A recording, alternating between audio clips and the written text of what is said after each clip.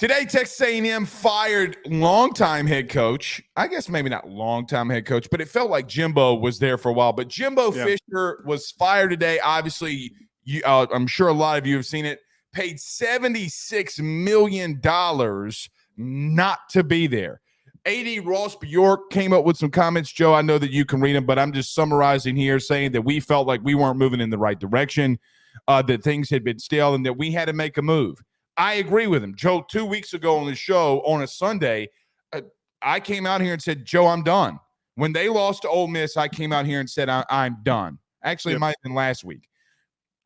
I'm done if I'm them. And I, as an LSU fan, would want to say, hey, keep him. But when we talk about taking the bias out of the show, they had to let him go. Now, a lot of people questioned if A&M would pull the trigger with that massive amount of money and a massive buyout. Yeah, they would. And yeah, they did. Because I do think at the end of the day, they had to, because of the way that they were spiraling down. Kevin Sumlin got fired for less than some of this stuff, right? Like, I mean, yes. Yeah, he had some issues. Yeah, there was a lot of turmoil there at the end, the letter and racism and all that kind of stuff that we're not going to get into. But on the field, he had a worse record than Kevin Sumlin did. Jimbo did not adapt with the times. And I think this is a case in point. If you don't adapt, you will die. And you know what else, Joe? In the new era of NIL, this fan base, to their credit, this booster base, to their credit, you wanted to spend money to go get the top recruits in the country. You got the best recruiting class maybe ever, and you didn't do anything with them. Okay? Now Jimbo Fisher is out. Look, maybe the timing is, a lot of people thought they would wait until the end of the season. Doesn't matter. They spent the money. And look, they're going to be $100 million plus into this buyout, going in, buying out another coach that would be worth a damn and bringing him in. They did it. And look, hats off to them, because when you got to make a massive move like that, you got to make a massive move. I think it's the best thing for their program moving forward. I thought it always was. And they could, if they make the right hire here, make some waves now with the new SEC and new college football coming into these next couple of years. Plain and simple, the one thing that I said in the preseason, why I really thought that this firing was going to come, you could really see from the outside looking in, without any sourcing, without any information, that he had no control over this locker room last year. It was very apparent that these guys were doing whatever they wanted. The guys on the team were not bought into what Jimbo was selling, and they were there because of the NIL money that had incentivized them to be there. Yeah, character was not a thing that they look for in recruiting. It was all stars and talent. That was clearly the biggest downfall that we don't really see at other top programs. Yes, they go and attract the top five star recruits, but A&M did not clearly do an effective job of evaluating the character of these kids that they brought in, because I believe there's 2 kids now that have transferred to other schools and have not really either seen the field or have left the programs Chris that they've Marshall transferred and Denver Harris being the 2 5-stars that have not, that it has happened to. Exactly the point. Jimbo, I don't think is a bad coach, but I really think that extension, he was kind of coasting a little bit. He wasn't really giving us the same level of impact that he had at Florida State. He was not that same guy that he was at Texas A&M. Of course, when you pay a guy $100 million, he's not exactly going to be the most motivated and the best. What's the word I'm looking for here? Again, he's not the most impactful coach that he could have been for this Texas A&M program. Again, not shocked. Was not shocked by this. I said this in the offseason that he was going to get fired, and there was not enough of a forward progression for anything to change. What maybe would have helped is if Connor Weigman wasn't hurt, but there clearly were just so many other outlying issues.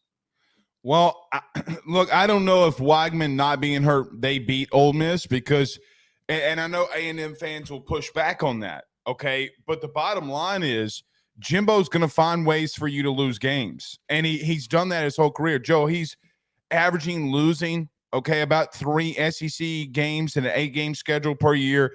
He's been 5-3. They've been historically 8-4 in his tenure. The COVID year really hurt A&M because he goes 8-1, 9-1, whatever it was, and they give him a massive extension. And look, I feel this way about A&M. When you're able to go out and spend $75 million for a guy not to coach and do what they did in recruiting, if a right dude gets in there, they can make some crap happen, right? Like if a guy can come in there and be innovative offensively, run or hire good defensive staff. Hell, his name's Dan Lanning. Now, I know that the fan base over there really wants Dan Lanning. Like I've seen a lot of them on Twitter. That's their guy. But Jimbo just didn't adapt. It's not that he didn't have the talent. Like you look along that defensive line and you could tell, like, look, man, I know your secondary is not up to par. Okay, I know you have some young offensive linemen, but there's no reason that with the resources that you have, you should lose to teams like Ole Miss. None. Like zero. I think to elaborate on what you're talking about, not adapting to the times, it's not the Dabo Sweeney impact, the issue that we talked about with him where he's not going into the portal, blah, blah, blah.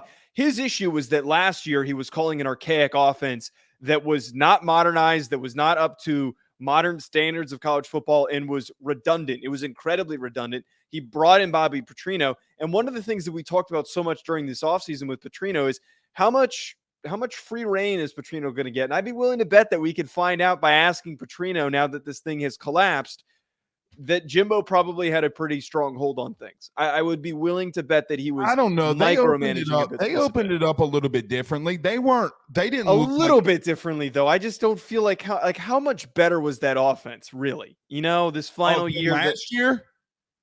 Yeah, light years. Well, that was because there's no Haynes King, but see, here's the thing.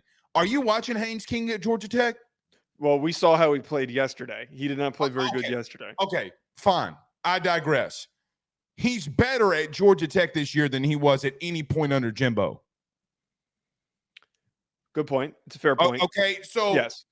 My point is, okay, when I look at them, there's no reason whatsoever that they should be losing games like that. Here's the truth. They should be up there with the top in the SEC, and I'm going to throw in Texas and Oklahoma here, okay, because they're coming into it. They should be in there with Texas, Oklahoma. They should be in there with LSU, Alabama, Georgia. They should be because they have just as much, if not more, resources than every single one of those programs, okay? It's a good thing if you're A&M today. To be honest with you, I know that it looks chaotic. It feels chaotic. You should be celebrating a little bit. And I know it's tough when you got to go through a coaching regime and a coaching hire. I know it's tough. And you got to make the right choice here. Now, I will admit, Ross Bjork is not a bad AD. No. He's pulled some big-time coaches before, okay, especially in baseball. Now, a lot of people won't understand that. Going and getting Jim Schlossnagle from TCU to go to A&M is a big deal. It's a massive deal. The right coach will see that place, okay, and say to themselves, I can win there. Now, to flip the script, Jimbo is out. Who are some guys that you look to that could potentially get this job? My number one is, without a doubt, I think it's Mike Elko. The fact that he was already there, he was the defensive coordinator there, and then we see the success defensively that he's having right now here with Duke. I was saying this to you before the show. Oftentimes when teams in the NFL, in college football, they go through a coaching change, it's very similar to when a guy goes through a breakup. Who they end up going to next is usually the complete opposite of the previous person that they were dating. And in this circumstance, you usually go with a really different coach than the one that you had before. And I think that Mike Elko, going from an offensive-minded guy in Jimbo Fisher to Elko, who's very defensive focused, he has the mentality of what we know is working right now in college football, which is building up front on your defensive line, on your offensive line, and running the damn football. I think that Mike Elko is the perfect candidate. And I think for me, he is the number one guy that you have to go after. You need somebody that's, one, been around the program, and two, understands the importance of the program. I think Mike Elko could – I'm not going to say he's my number one choice for them because I do think that you got to go make a massive hire. And I don't know if Elko could take them places that they have not been. Look, they have not won a national title since the 1930s. I am not 1,000% sure the places that they want to go that Elko can lead them there. Now, I do agree with you in this. And by the way, Joe, Georgia is running some of the same exact stuff that A&M is. Georgia goes under center just as much as A&M does. It's not an excuse. Okay, Jimbo did not develop. The difference with that is Elko has. And Elko has been under good coaches before, even if you want to throw Jimbo in there. He's been under Brian Kelly. He's got a massive line and tenure of guys that he's been under, defenses that he's coaches. He's on that list for me. Is Dan Lanning available? I really do not. And I tweeted this, and it's getting a little bit of traction from Oregon fans. I really do not see a world where Dan Lanning leaves. And of course, I'm sure this can get clipped. And then eventually when Dan Lanning takes the job, people can go and run with it. But you mean like the way the Miami fans got on you about Tyler Van Dyke? Right, exactly, which was fun to recount yesterday. But here's what the way that I look at this. His name is going to go run rampant. His agent, Dan Lanning's agent, is going to let it run rampant. He just took an extension last year, and I think that now there is even more leverage, assuming that they run the table, finish with 2 losses or however Oregon finishes, and then go to Phil Knight and then turn this around into a massive long-term deal and a commitment to give him even more NIL money than he's probably already getting. There is a position for him at Oregon to continually grow and develop that. He also doesn't have any ties to any programs. This isn't like Mario Cristobal leaving for Miami, where he was a player at Miami and he played there. And the last time that they were really good, Dan Lanning played at like a Division II school or something like that. I think he's from, I forget exactly where he's from. I'm going to check it in a second, but he doesn't have ties to an SEC program. He doesn't. It would behoove him to stay at Oregon. By the way, did you see that Wikipedia already's been changed? It says that Dan Lanning's he's the current head coach at Texas A&M. Look it up right now. Actually, I could probably show you, but that's so lame. What smartass did that? That's so lame. I mean, it's so funny that people are already saying that he's the new head coach at Texas A&M. Look, he's from Missouri, though. He's from Missouri, and he played at William Jewell, so he's got no connections anywhere. Well, that's why I was looking. I didn't know where he was from. I wanted to see if there was any tie there. Look, let me say this. Okay, I agree that Mike Elko should be on that list. But Joe, is money a real option here for A&M after you just spent $75 million? Because you knew what you had to do. Now, here's another thing.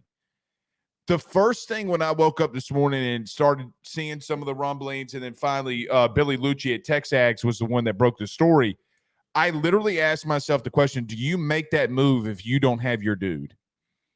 Do you pay $75 million if you don't have your guy? I don't know if they do. Now, I do believe that they could, okay, if it gets to the point where they are right now. But I do think that they might have their guy. Dan Lanning is intriguing to me. I do agree with you because if they wind up running the table and then they get into the playoff, A&M's going to be waiting a little bit for him, okay, to then go to Texas A&M. It could change some things if he gets into the playoff. I'm going to throw a wild card at you. Now, this happened, and we talked about it in the pre-show, okay? We had to go and find, or I went and found when I said this. 2 weeks ago to the day, or a week ago to the day, okay? Ole Miss lost to Texas A&M, and I asked you, okay, at the end of that clip, what would happen if Jimbo got fired and Lane Kiffin became the new dude? That would be so goddamn funny. Well, now here's even what's more funny.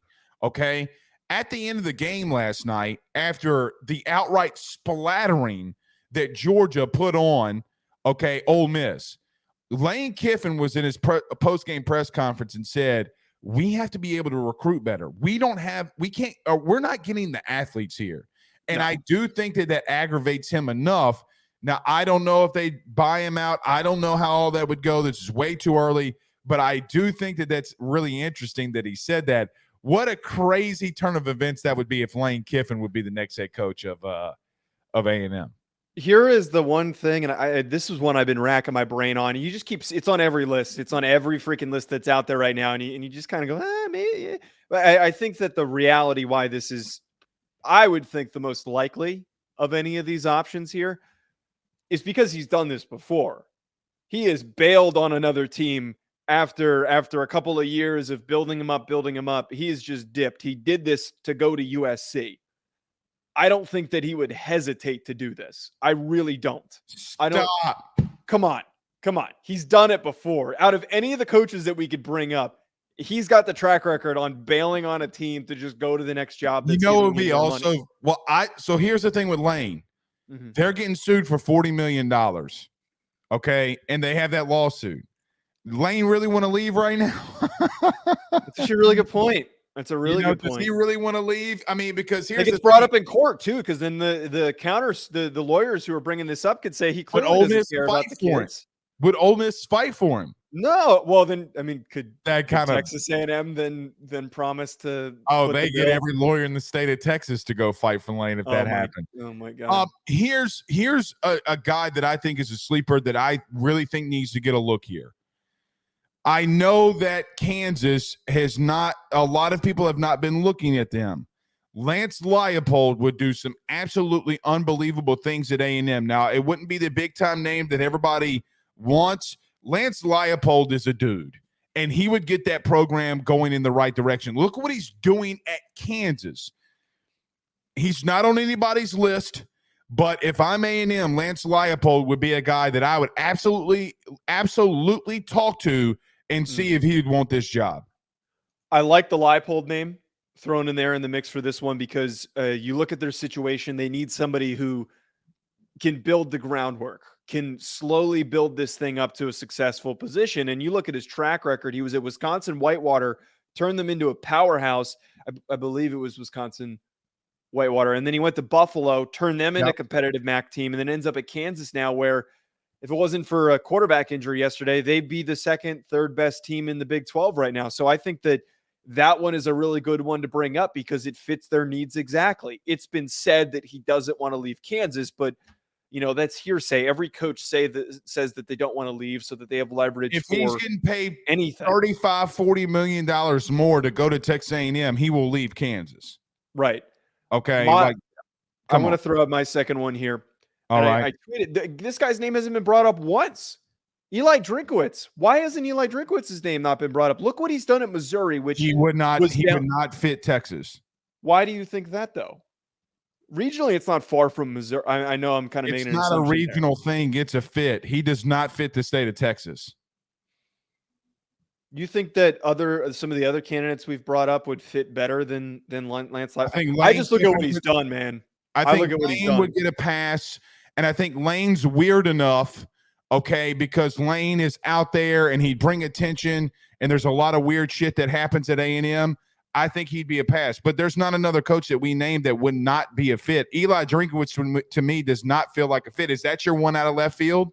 No. I got one that's way worse than this. Wait, okay. But I want to talk about this for just a quick second, though, before we move on. I get what you're saying, that like personality-wise, it doesn't exactly – you can kind of not feel it. But when you're trying to do something different and change up the culture, you sometimes have to go in a completely different direction. I think he should be considered because we look at right now, Missouri's one of the – I don't know, dude. I think that he's really built that program up. He has, but it's not happening. A&M won't allow that to. You don't pay $75 million in buyout money to go get Eli Drinkwitz. All right, that's a fair point. All right, here's what's your off the wall one, because we got to get rolling here. Dabo. I'm dead serious. He is in a position where he is griped nonstop about the fan base at Clemson. He suddenly is seemingly way more happy all of a sudden. Maybe these conversations have been having, Blake. Now, it's totally conspiracy theory. That's total hearsay. But what I'm getting at here, now is the time to go and do that if you're Texas A&M. You really want to fix this damn thing? Go get Dabo. Go pay him whatever money because he's won national championships. That would be a total Texas A&M move to go offer him an insane amount of money to take over this program. I think that would be something that Texas A&M would do. I do not think it is at all not possible. I hate that so much. Well, I'm right that's actually like the A&M fans absolutely think that that's possible. And the boosters, I bet, think that's possible. I do think Dabo would listen. I don't know if he would leave, because here's another thing. How much is his buyout? He's getting paid $11 million a year. I don't. Here's another thing too. I think Dabo's going to sink. If he does not go into the portal, he's going to sink. I just don't know if Dabo again is a dude with what's going on right now. Did they wind up winning yesterday? I think they won. Yeah, they dismantled Georgia Tech. Yeah. I just can't. I can't see Dabo making that leap. Now, I think that there are some good coaches that you could possibly say that we're not mentioning here. All right.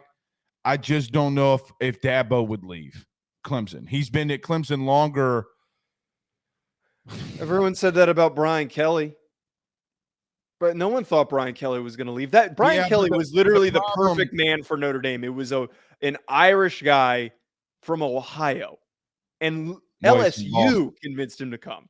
Oh, he's from Boston, but he coached in Ohio for a very long time. Yeah, but the problem with that one is that Notre Dame and Brian Kelly, he was fighting with the administration, and it was pretty well public, and he had talked about it.